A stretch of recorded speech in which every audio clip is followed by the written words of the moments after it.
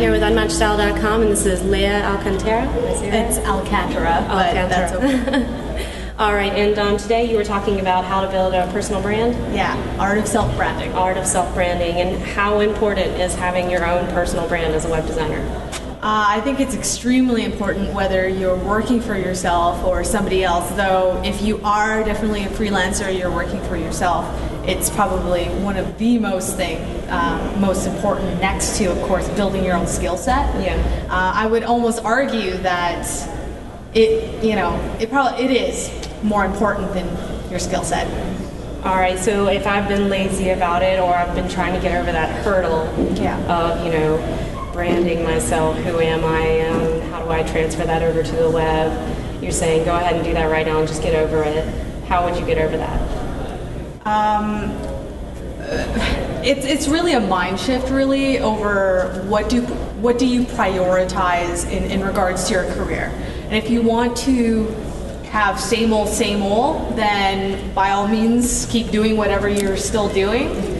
But if you want to grow, if you want to do something better, you want to get, more targeted clients, better clients, et cetera, and so forth, then it would behoove you to do something about it, which is work on your personal brand. All right, and I thought it was really interesting, your whole idea about asking your friends, and it's what people think about you. So what your suggestion is to go out and ask your friends?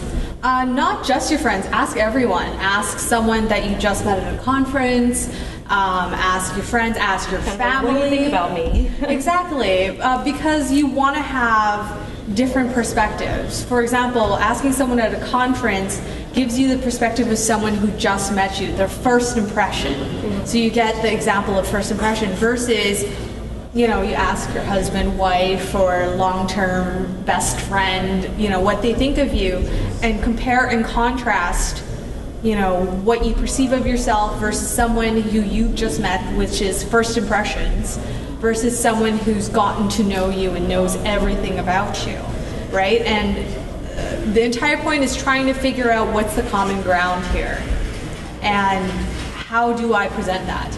Yeah, I thought that was really interesting, and also the idea of looking at your surroundings in your closet. Yeah, that one really does apply. When I thought about it, I'm like, oh, yeah. Yeah, it's funny because we make a lot of subconscious decisions, whether it's how we move in our body language, to how we speak, and all the way to, again, like, oh, I really like this shirt, and all these kind of things, and suddenly you start seeing patterns in your own behavior.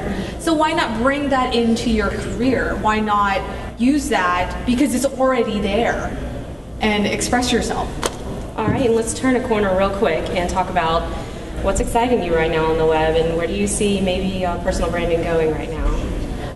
Well, what's exciting me about the web these days is that people are being a lot more analytical.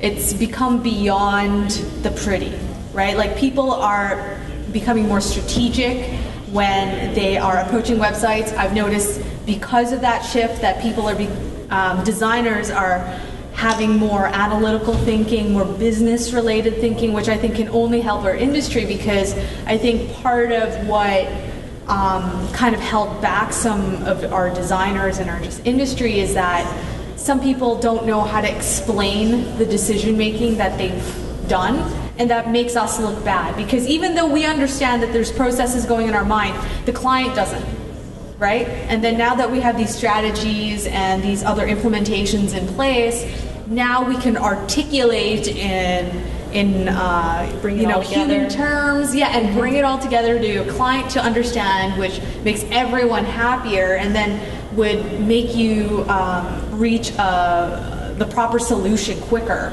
as well, because now you have that type of language to go back and forth. So that's pretty exciting. All right, do you think there's a certain resource you're looking to that you're seeing that happen a lot with, or a certain person? Like Christina Halverson with her content strategy book, and definitely her someone talks. Follow for a web designer, even though she's a content strategist. Yeah, well, I mean, everything on the web is content, right? Our job is to put that content together. So it's really kind of a marriage as opposed to a separation. So anyone that does work on the web, I think, should definitely check Christina out. That's something to remember. All right, thank you.